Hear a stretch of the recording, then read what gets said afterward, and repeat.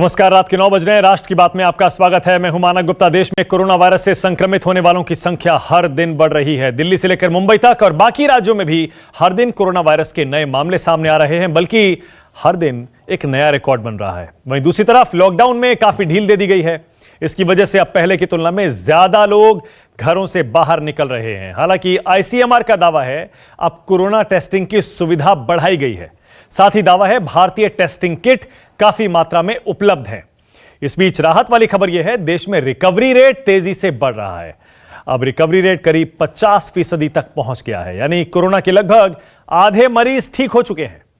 Corona का casualty rate भी यानी डेथ रेट भी दिन ब दिन कम हो रहा है। उधर दुनिया भर में कोरोना की दवाई और वैक्सीन को लेकर लगातार काम जारी है। अमेरिका से लेकर रूस तक और चीन से लेकर इस्राइल तक सब जगह काम तेजी से चल रहा है। ऐसे में राष्ट्र की बात में आज का हमारा सवाल, क्या कुछ दिनों बाद आम वायरस बन जाएगा कोरोना वायरस? और कोरोना के इलाज की खोज कहां पहुंची है? आज इसी पर होगी चर्चा, लेकिन उससे पहले जरा सुन लीजिए रिकवरी रेट और कैजुअलिटी रेट पर आज स्वास्थ्य मंत्रालय ने क्या कहा। रिकवरी रेट कंटिन्यूसली इंप्रूव कर रहा है। कल की तारीख में भी देखें तो 3,708 people they have got recovered, और उसके साथ ही देखें कि टोटल हमारा रिकवरी नंबर जो है वो बढ़कर 95,527 पेशेंट्स हो चुका है। और इस रिकवरी रेट में स्टडी इंप्रूवमेंट हो रहा है। जैसे कि इस ग्राफ में हम आपको दिखा रहे हैं कि 15 अप्रैल में अगर देश का रिकवरी रेट करीब 11.42% था, 3 मई तक बढ़कर वह 26.59% हुआ। 18 मई को वही बढ़कर 38.29% और आज बढ़ते बढ़ते वह बढ़कर 48.07% हो चुका है। हम पा रहे हैं कि जैसे कि 15 अप्रैल में अगर देश का केस फैटेलिटी रेट करीब 3.3% था, वह घटा 3.25% हुआ, घटते घटते 3.15% और अब वह घटकर 2.82% हो चुका है। इसी कंपैरिजन को अगर हम फैटेलिटी रेट को अगर हम देखें तो हम पाते हैं कि हमारे देश का fatality rate is among the lowest in the world. तो क्या कोरोना वायरस को अब किसी आम वायरस की तरह ही लेकर हमें जिंदगी शुरू कर देनी चाहिए? क्योंकि दवा है नहीं, वैक्सीन है नहीं। वैक्सीन के बारे में सारे एक्सपर्ट्स का मानना है फिलहाल कोई संभावना दूर दूर तक नजर नहीं आती। आज राष्ट्र की बात में मेरे साथ डॉक्टर के अग्रवाल जुड़ रहे हैं। देख पा रहे हैं आप उनको अपनी टीवी स्क्रीन पर। Doctor K Agarwal former president हैं इंडियन मेडिकल एसोसिएशन के। डॉक्टर रवि गोडसे जुड़ गए मेरे साथ सीधे पिट्सबर्ग यूएस से, director of discharge planning UPMC. Doctor Jasjit Wasir है मेरे साथ, एसोसिएट डायरेक्टर हैं मेदांता हॉस्पिटल के।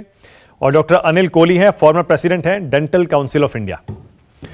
डॉक्टर अग्रवाल, आपसे शुरू कर रहा हूं। डॉक्टर अग्रवाल, जैसे मैंने पहले कहा, अब जब कोई इलाज नहीं है, कोई वैक्सीन नहीं है और स्वास्थ्य मंत्रालय कह रहा है कि डेथ रेट धीरे धीरे कम हो रहा है, क्या अब इसे आम वायरस मानकर अपनी जिंदगी शुरू कर देनी चाहिए? मतलब कहने का कि जैसे जनवरी में केस आने शुरू हुए थे, उससे पहले 2019 की तरह मैं अपनी जिंदगी कुछ एक प्रिकॉशंस लेकर जाहिर है शुरू कर देनी चाहिए, क्योंकि लोग बीमार होते रहेंगे, केसेस आते रहेंगे, पर जिंदगी तो चलनी है ना। डॉक्टर अग्रवाल, अभी चाइना में कुछ हफ्ते पहले 6 केसेस आए, तो चाइना ने 65 लाख लोगों का 2 हफ्ते में टेस्ट किया और उन्होंने पाया कि 200 लोगों के अंदर में एसिम्प्टोमेटिक इन्फेक्शन था। चाइना भारत की डेंसिटी सेम है, यानी कि हर 6 केस में 200 केसेस एसिम्प्टोमेटिक हैं। तो एक केस के अंदर में 33.3% लोग एसिम्प्टोमेटिक हैं।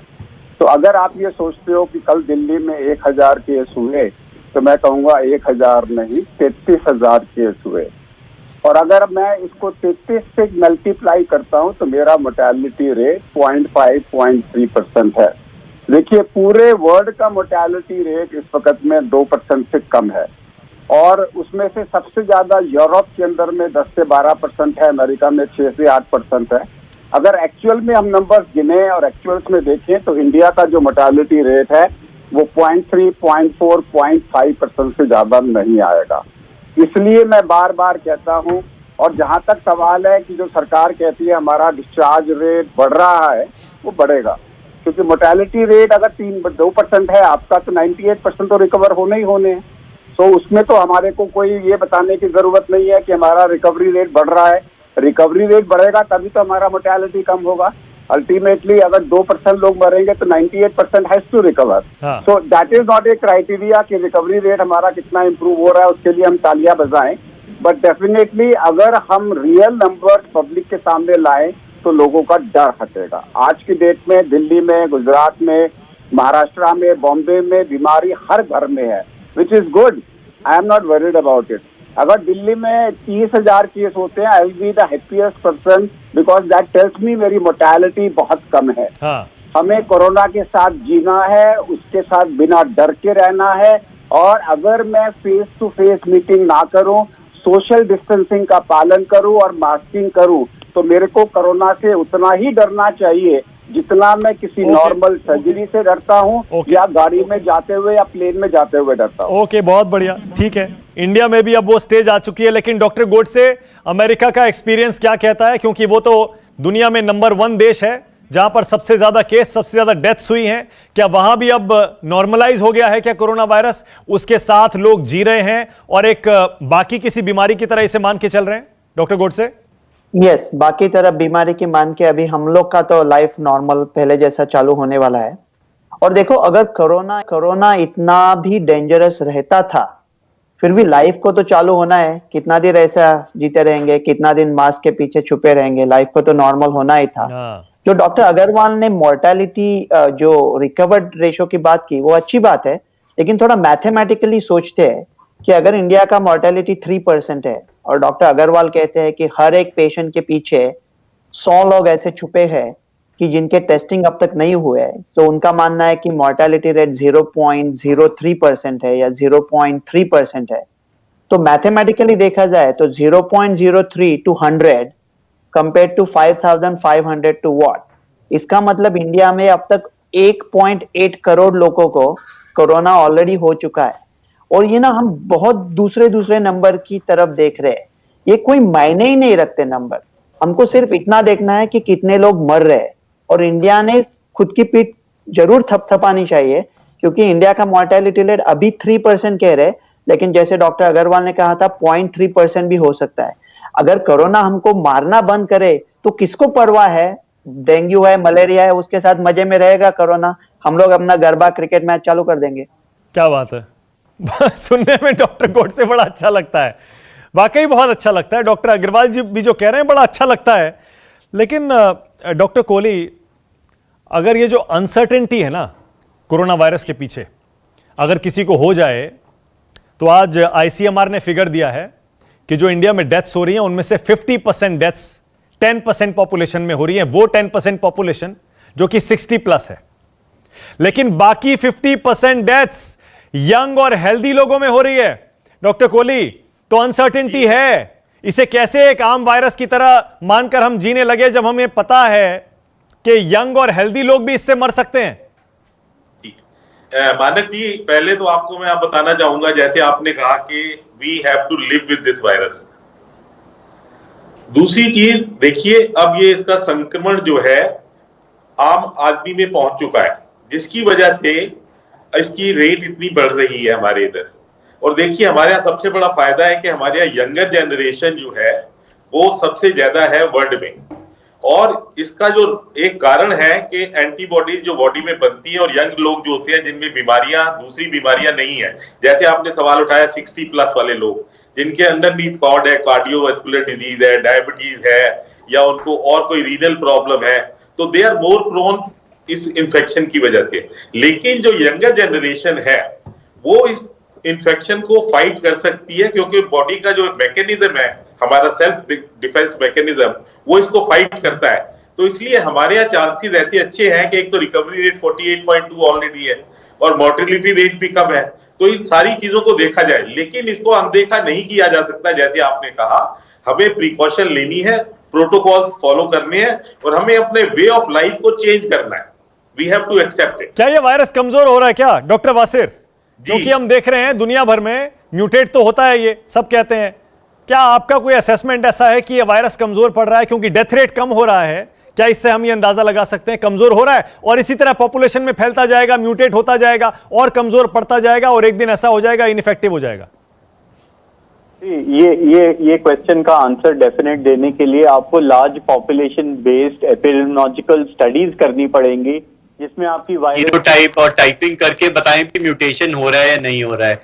और वीक और स्ट्रॉन्ग वायरस नहीं होता है, ये ऑर्गेनिज्म का म्यूटेशन होता है जिससे वो लेस लीथल या मोर लीथल बनते हैं। बट एक बेसिक साइंस जो कहती है वायरस का म्यूटेशन उसकी तरफ होता है कि वो ट्रांसमिशन ज्यादा लोगों को करे और कम मोर्टेलिटी। अगर उसका होस्ट ही खत्म हो जाएगा तो वायरस कहां जिएगा? वायरस का अपना सर्वाइवल साइकिल है, जितने ज्यादा लोगों में वो ट्रांसमिट हो उतनी उसकी सर्वाइवल बनी रहेगी। और टाइम के साथ ही और जब larger studies, population based studies होंगी, तभी इस क्वेश्चन का रियल आंसर मिलेगा कि इसकी लिथैलिटी कैसे हो रही है, कैसे डेवलप हो रही है over a period of time. ठीक है, बिल्कुल ठीक है। लेकिन मैं तो ये सोच रहा हूं, अब जब आईसीएमआर ने यहां तक कह दिया, डॉक्टर अग्रवाल, आईसीएमआर कहता है कि हाइड्रोक्सीक्लोरोक्विन असरदार है कुछ हद तक, इसीलिए उसका इस्तेमाल किया जाना चाहिए। रशिया में बाकायदा एवीफेविर एक दवा है एंटीवायरल, उसको अप्रूव कर दिया गया है कि अब ये दवा हम मरीजों को देना शुरू कर रहे हैं। यानी अभी भी हिट एंड ट्रायल तो सब जगह डॉक्टर अग्रवाल चल रहा है, लेकिन कोई पक्का ट्रीटमेंट अभी तक है नहीं। डॉक्टर अग्रवाल, ये तो आप मानेंगे ना कि जब तक ट्रीटमेंट नहीं है, वैक्सीन नहीं है, तब तक इसे आम वायरस हम कैसे मान लें? ये तो ऐसे पैंडेमिक की तरह फैल रहा है, हर दिन 8,000 केस तब आ रहे हैं जब हमारी टेस्टिंग कम है। मानक, मैं दो चीजों को लेकर चलूंगा। एक तो मैं चलूंगा कि भारत के अंदर में हर 1000 में से हमारा डेथ रेट 7 पर 1000 है और इसका जो रेट है वो 4 पर मिलियन है। यानी कि नॉर्मल बीमारियों से लोग 7 पर 1000 हर साल मरते हैं, इसका रेट 4 पर मिलियन है, 5 पर मिलियन हो जाएगा, 6 पर मिलियन हो जाएगा। तो जब तक हम ये नहीं कहेंगे कि पिछले साल मई और जून में इससे कम लोग मरे थे, तब तक हम ये नहीं कह सकते कि ये बीमारी अगर एक मौत दे रही है और 4 बीमारियां बचा रही हैं, तो आई एम नॉट वरीड अबाउट। अगर इसके साथ में मेरा डायरिया कम हो रहा है और बाकी निमोनिया की मौतें कम हो रही हैं, if there is a replacement, heart attack, paralysis, hospital acquired infections, secondary infections, अगर ये सारे कम हो रहे हैं तो I am not worried about it. This is number one. दूसरा, जहां तक ट्रीटमेंट का सवाल है, we can't compare, we have to compare apple to apple. We can't compare two countries. If we have to compare, we have to compare ourselves with Asian countries. Treatment of India has to be compared with India given in other Asian countries. Because Europe के अंदर mortality बहुत ज्यादा है, उनकी complications दूसरी हैं, America की complications दूसरी हैं। ये वायरस 7 प्रकार से प्रेजेंट हो रहा है। पहला, एंटीवायरल ड्रग्स, ये वायरस है। दूसरा, ये एचआईवी की तरह काम कर रहा है, तो जिसमें लिम्फोपीनिया होगा, जिसके अंदर में CD4 सेल कम काउंट होगा, उसको हमें एचआईवी ड्रग देनी है। तीसरा, ये बैक्टीरिया की तरह बिहेव कर रहा है, जिसका प्रोकैल्सिटोनिन बढ़ेगा, उसे बैक्टीरिया की दवाई देनी है। चौथा, ये हाइपोक्सिया कर रहा है, जो इंडिया में ज्यादा है, साइलेंट हाइपोक्सिया, तो इंडियंस को जल्दी ऑक्सीजन देनी है। इसके अलावा कुछ लोगों में ये इम्यूनो इन्फ्लेमेशन कर रहा है, जैसे यूरोप के अंदर में it is causing immuno inflammation, वहां पे हमारे को इम्यूनो इन्फ्लेमेशन की दवाइयां देनी है। कुछ कंट्रीज में ये थ्रोम्बो इन्फ्लेमेशन ज्यादा दे रहा है, वहां पे हमें हिपैरिन देना है। कुछ लोगों के अंदर में ये काम कर रहा है साइटोक्राइन क्राइसिस, वहां पे हमें उसकी दवाई देनी है। So we can't compare, we have to compare किस कॉम्प्लिकेशंस में हमने कौन सी दवाई दी। अगर आप सब कॉम्प्लिकेशन में सेम दवाइयां दोगे तो किसी कंट्री में रिजल्ट अच्छा आएगा, किसी में खराब आएगा। डॉक्टर अग्रवाल, जैसे खाने के लिए हमारे यहाँ पे एक आयुर्वेद का कॉन्सेप्ट है, वात पित्त कफ। तो हम कहते हैं कि शादी के अंदर में अगर आपने वात वाला खाना दिया तो पित्त और कफ वाले क्या बोलेंगे, मजा नहीं आया, वात वाले बोलेंगे मजा आ गया। तो ये तो country to country we can't compare the, तो we have to compare apple to apple. मैंने मान लिया, ठीक है, नहीं अब मैं, ठीक है, ओके, ये इलाज की बात हुई, लेकिन जब अब इलाज कोई है नहीं पक्का, कोई वैक्सीन है, डॉक्टर गोडसे, क्या अब चाहे वो बच्चे हों, चाहे वो टीनेजर्स हों, चाहे वो यंग लोग हों, या फिर मिडिल एज लोग हों, या फिर जाहिर है एल्डरली जो बुजुर्ग हैं, उनके लिए तो बहुत ज्यादा प्रिकॉशंस बरतने की जरूरत है, लेकिन उसके अलावा बाकी लोग क्या अपनी जिंदगी अब शुरू कर दें क्या? जैसे हिंदुस्तान में भी आप देख लीजिए, यूके में देख लीजिए, सबने लॉकडाउन खोलना पूरी तरह शुरू कर दिया है। जिंदगी शुरू कर दे। मैं कुछ क्विकली बातें कहूंगा। डॉक्टर कोहली कह रहे थे कि यंग लोगों के पॉपुलेशन में कैसा है। देखो, इक्वेडोर में तो बहुत यंग पॉपुलेशन है, वहां ज्यादा रेट्स हुए हैं। अफ्रीका में एकदम यंग, इंडिया से भी ज्यादा यंग पॉपुलेशन है, उधर रेट्स कम है। सऊदी अरेबिया और मलेशिया में जो माइग्रेंट पॉपुलेशन है वो यंग है, लेकिन उनमें इन्फेक्शन ज्यादा है। तो हम सिर्फ इतना जानते हैं कि हम कुछ नहीं जानते, तो ऐसा कुछ बता नहीं सकते कि यहाँ है, ये है, वो है, Exactly. कुछ उसका कुछ मायना नहीं है।